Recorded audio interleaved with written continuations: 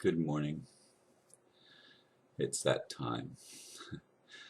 The title for today is When Trust is Betrayed, the Heart Closes.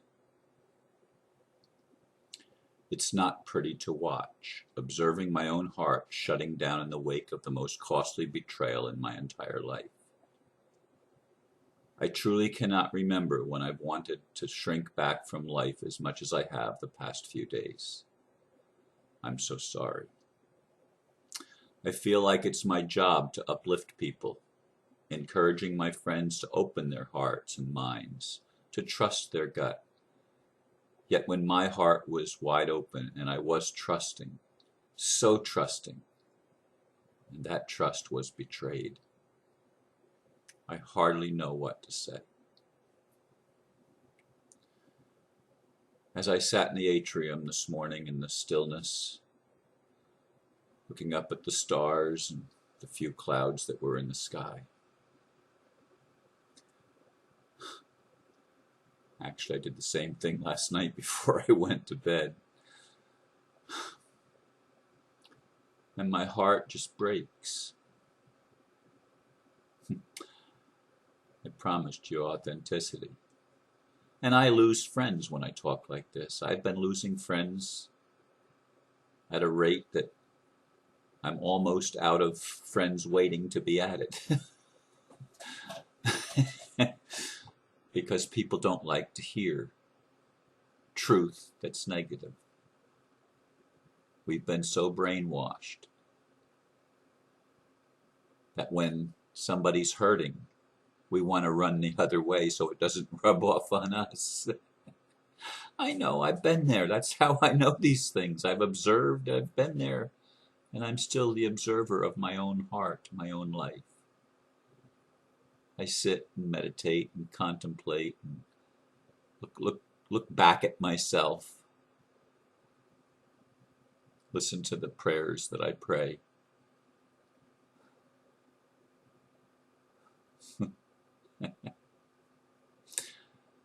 I actually tried to open a complaint with PayPal to get my money back on Friday. And there's been about 3 or 4 correspondences go back and forth with people from PayPal, all different people, each one a different individual, telling me that it's a personal matter. We cannot be involved in personal matters. You did not purchase a good or a service. You gave a gift. And I give gifts on PayPal because when you're giving a gift, there's no service charge, or the sender pays a small service fee, but the receiver gets the exact amount of money that you're intending to give. Nothing is withheld. When you're purchasing a good or service, they take 3 or 4% for themselves as a fee. I don't know how many people knew that, but I know that. But because I sent it as a gift, it wasn't construed by PayPal as purchasing a service. Anyway, even though I've been arguing back and forth with PayPal, trying to get them to see that the gift was contingent on a certain performance from the other person, namely the lady in Canada who has several names and uses a different name for YouTube than she does for Facebook than her real name is. That should have been a red flag right there.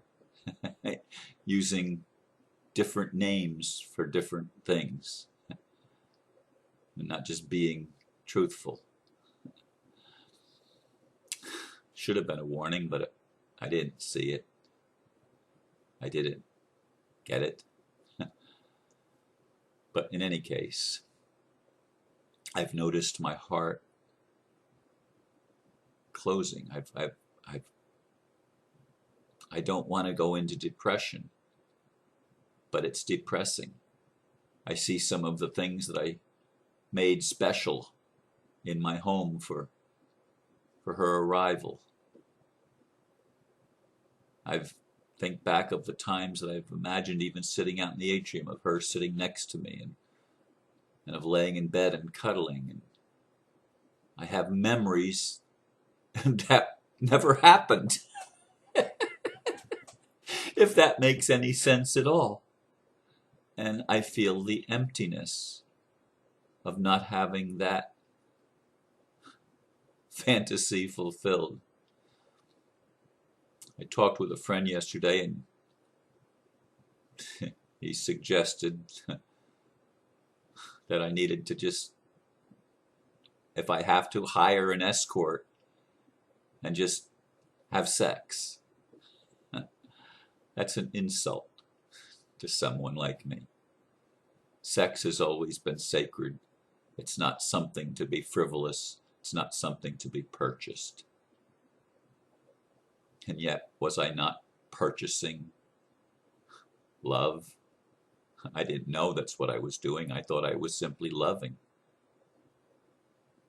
But I was helping somebody that had financial needs to make it possible for her to come so that we could be together.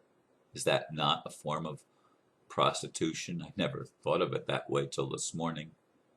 Maybe that's what I was doing.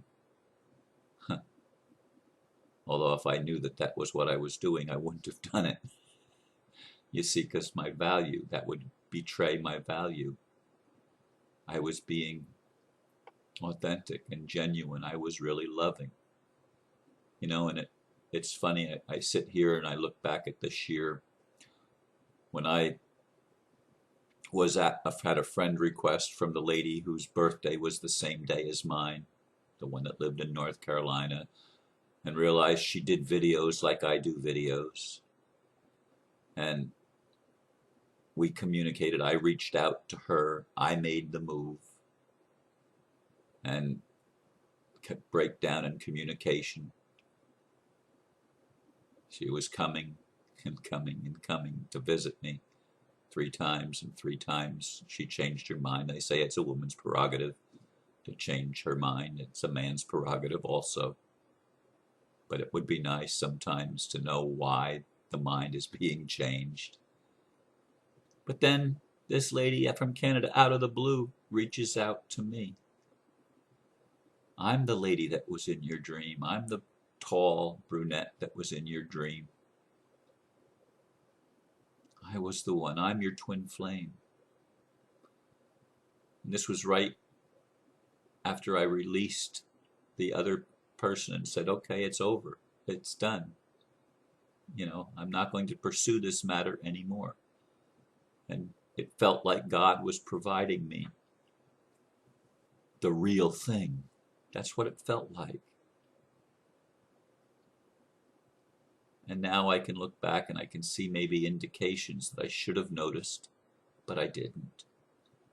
Because my heart was open and I wanted so much to share my love with someone that wanted to share her love with me, where there was mutual attraction, and that all of those things seemed to be lining up.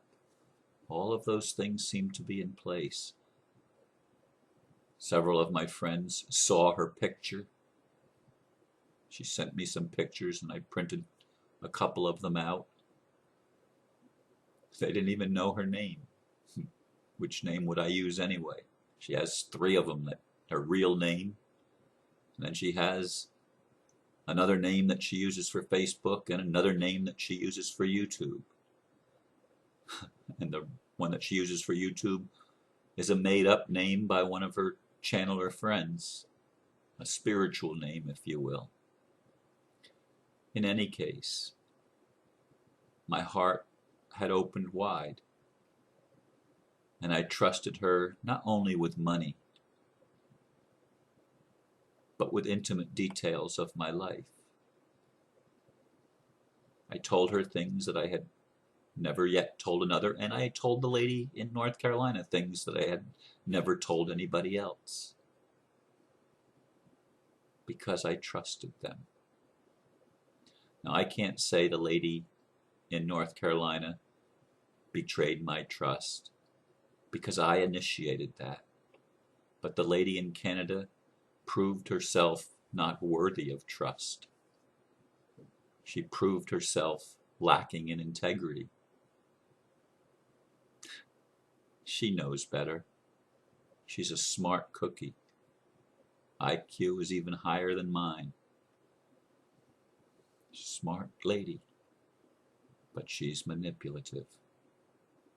And it proves out by her actions. It's not a judgment. It's an observation. It's an observation. And she lacks the integrity to tell the truth, to actually have a conversation, so that you're left with a gaping wound and not knowing what the hell happened. And you have to figure it out for yourself, and you know that maybe you're wrong. Maybe you're not getting it right. Maybe you're not seeing it the way that it really is. And so you doubt yourself, and your heart closes more. You can't even trust your own self to pick up the signs, to see the intent behind things. And so there's guilt that you put on yourself for having gotten it wrong yet again.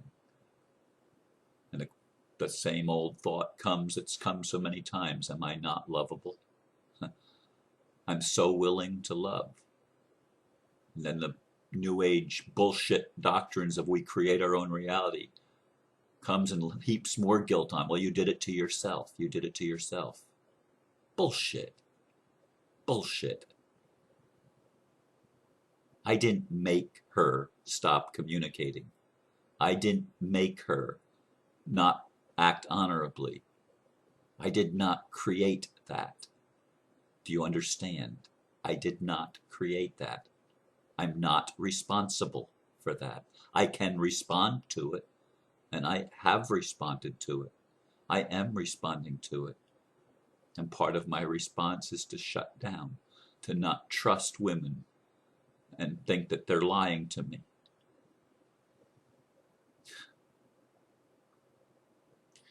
I don't know what else to say. I know this is not something that people are going to want to listen to, and I'm probably going to lose 4 or 5 more friends today because of this video. I've been losing 2 or 3 people a day on Facebook. And as I said, I think I'm getting close to the end of my list of friends in waiting. Anyway, what does it matter? I promised you authenticity. I'm delivering on that promise. I hope we're getting closer to actually seeing changes in the real world. And I don't mean by the real world, the one we can't see. I mean the real world that we do see.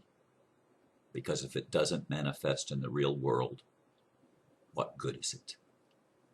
What good is just living a dream that never becomes a reality? I leave you with this. Thank you for listening. Namaste.